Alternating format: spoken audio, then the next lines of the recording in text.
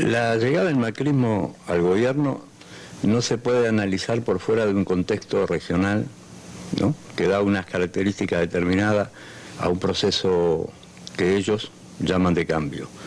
Y creo que eso se produce como consecuencia de una serie de elementos que se conjugan en toda la región, y además porque la impresión que ha dado es que la sociedad argentina fue por algo simple. Había que cambiar, y esa insistencia sobre esa palabrita le dio un resultado. Eso no podría tampoco eludir alguna responsabilidad del gobierno anterior en materia de su táctica electoral. No estoy hablando de las características de los 12 años del kirchnerismo en el gobierno, estoy hablando de la táctica electoral, donde creo que el macrismo sacó provecho como consecuencia de algunos errores cometidos, como el que todos coinciden se produjo en la provincia de Buenos Aires, donde se perdió seriamente.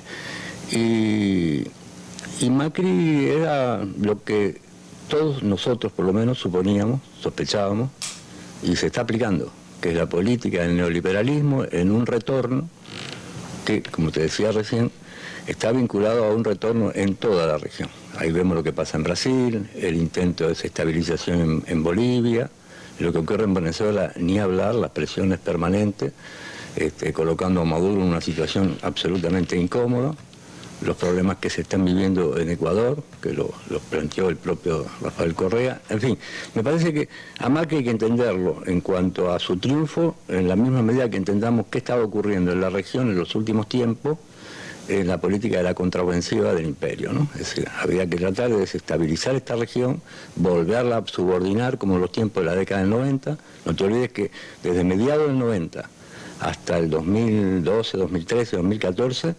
el proceso de integración regional había adquirido un volumen de importancia superlativa. Estados Unidos no podía permitir que eso siguiera adelante. Después, claro, se produjo un hecho, yo creo, muy lamentable y muy decisivo en lo que refiere a las luchas del campo popular, que fue la muerte del comandante Hugo Chávez.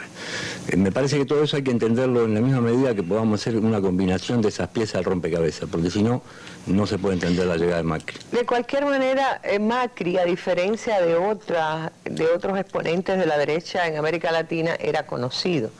Es decir, había ejercido el gobierno en la capital y había desarrollado un tipo de gobierno que permitía inferir que se venía un giro realmente feroz a la derecha. Yo diría un poco más allí. Macri era conocido desde la década del 90.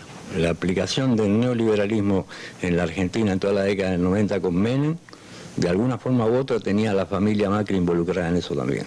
O sea que Macri no era una novedad para, te diría, algunos de nosotros. Lo podría haber sido para el pueblo argentino o un sector de la sociedad argentina que estaba buscando un cambio que ni siquiera muchos de estos sectores de la sociedad podrían explicar para qué lo querían, ¿no? Pero por eso te digo que un latiguillo sencillo, que ahora hay que ir por otra cosa, que llegó el momento de que haya más libertad, de que podemos expresarnos, ¿no? Va a haber consumo para todo, vamos a vivir mejor, la bandera del futuro, esa cosa medio abstracta. Eso está bien como táctica para, yo decía, otros pueblos con menos experiencia, pero es que ya Argentina olvidó en la década final de los 90, los últimos años de los 90 y el inicio del siglo XXI con lo que les resultó el neoliberalismo, posiblemente el más costoso en América Latina. Yo no diría que los pueblos se olvidan de sus grandes dilemas, pero también, esto lo hemos conversado mucho, tú y yo, a lo largo de que nos hemos conocido en esta historia, ¿no?, de luchas de los pueblos en la región. Los medios juegan un papel muy importante en ese sentido, ¿no?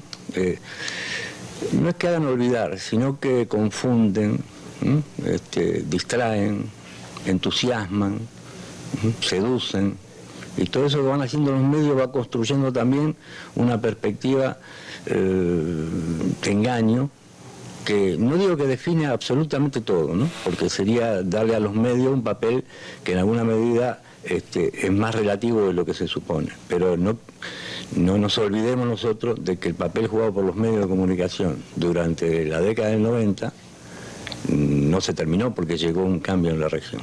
Es decir, los grandes dueños de medios, la concentración mediática que predomina en general en el mundo, no se ha ido cuando llegaron las nuevas políticas de comunicación en la región. A eso iba. Medios tan poderosos como el conglomerado Clarín, tan poderoso como para hacer que una ley no prospere, no se aplique y termine yéndose por el caño, ¿no? La ley de medios en Argentina.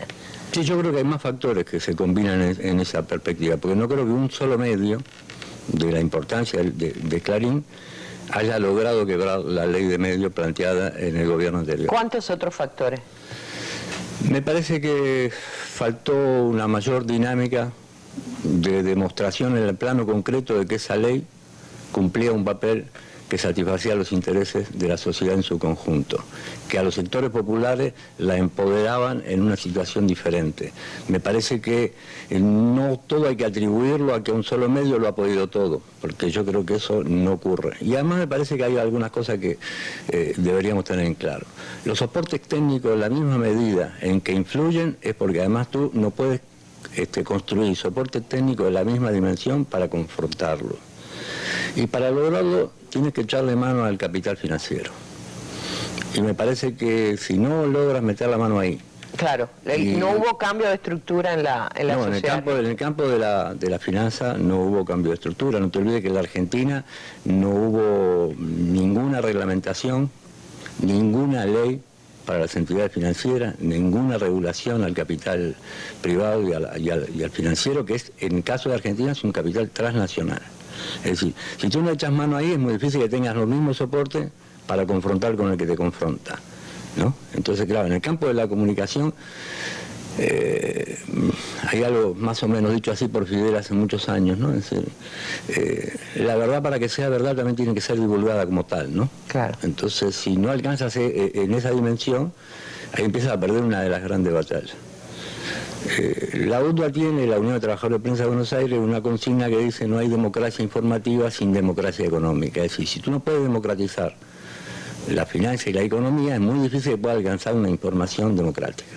Entonces me parece que todos esos elementos se convirtieron en un aspecto definitorio en contra de los intereses, ¿no? de los trabajadores y del pueblo en su conjunto.